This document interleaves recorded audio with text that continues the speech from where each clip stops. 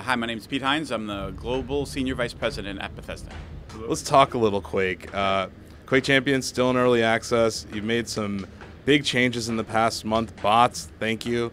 The one big question that our community really has is about when you're out of a game, it jumps you back into the menu to search for something. In Quake Live, for instance, you were able to stay in the game and it would just reboot with whoever was left in the post-game thing. Is that something that the folks at it are looking at when it comes to that? Absolutely. It's up at the top of our list. We know those frustrations of getting between matches or just the number of clicks or work you have to do. I just want to get into another match.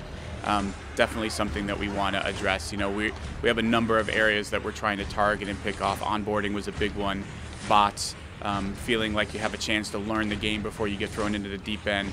The just moving from one match to the next and having that feel very natural and quick and seamless is another one. It's sort of an ongoing process, a never-ending process of trying to find all those places to make the game better. That's definitely on the list. Quake always had betas back in the day, Q-tests. It really feels like this early access has been an extended beta, right? Yeah, I mean, it's precisely what it is. It's a chance before we really throw it open to anybody to continue to fine-tune and polish and as you were saying, address player feedback. This doesn't feel good. This doesn't feel good. This weapon feels overpowered. This champion's abilities don't feel particularly good.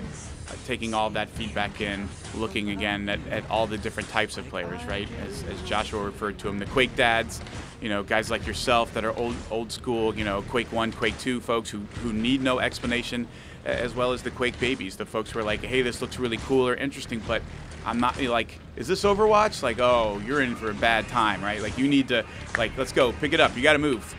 So figuring out how to onboard those folks, because we think there's something for everybody. If you're into esports, we've got that. If you're not into and you just want to be part of, what we think is one of the best communities in all of gaming, we think the Quake community is awesome. But they also don't just roll over and show their tummies for new guys, right? You step in the arena with the gun, you're getting shot. So we want to have an easy way for folks to understand how the maps work, how the drops and power-ups work, so that they can have a good experience as well. And at the same time, throughout this whole early access development cycle, you've been building a massive esports scene around Quake Champions with DreamHack and with QuakeCon. Can you talk a little bit about how that community has helped inform some of these decisions that you've been working on in early access? Yeah, whether it's moving to things like duels and offering duels as a competitive mode in some of these tournaments. The big one for us was all the grassroots stuff.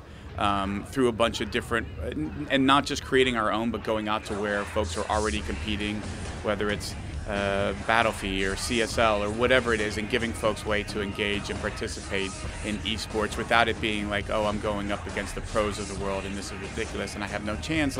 Lower level stuff to encourage folks that want to participate, that they have that competitive outlet to take it to another level. We want that to be viable. And so yeah, this year we're doing more than any in the two decades plus of Quake. We've got more esports stuff going on than ever before.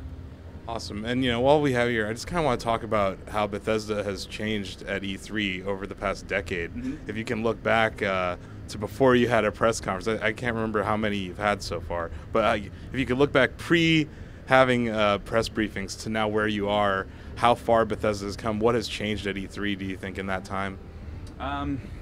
Well, even going back further than 10 years, I remember when we would come and we would only be set up in the meeting rooms. We always had a very sort of behind closed doors approach, and part of that came from the few years I spent on the journo side, where I felt like whenever I would go to cover E3 and I had an appointment or a meeting, that I wasn't able to get somebody's full attention or to be able to check a game out because I was just mixed in with everybody else and it was chaos.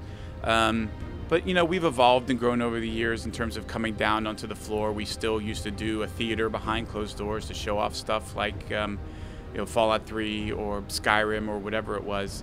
But the big thing with the showcase, so this year was our fourth one, was I and folks on my team really wanted to move to talking to everybody all at once. So you guys are here right now to see our stuff, but it used to be okay, well, Shacknews has got an appointment. You got one person that can come in the theater, which meant everybody else at Shacknews had to talk to you or read your article to hear what that demo was about, as opposed to like you watched it and he watched it and that guy watched it, and so everybody sort of gets access to the same info, which helps both in the conversation, but it also helps, like, people miss stuff in our demos all the time. Like, oh, I didn't even notice that.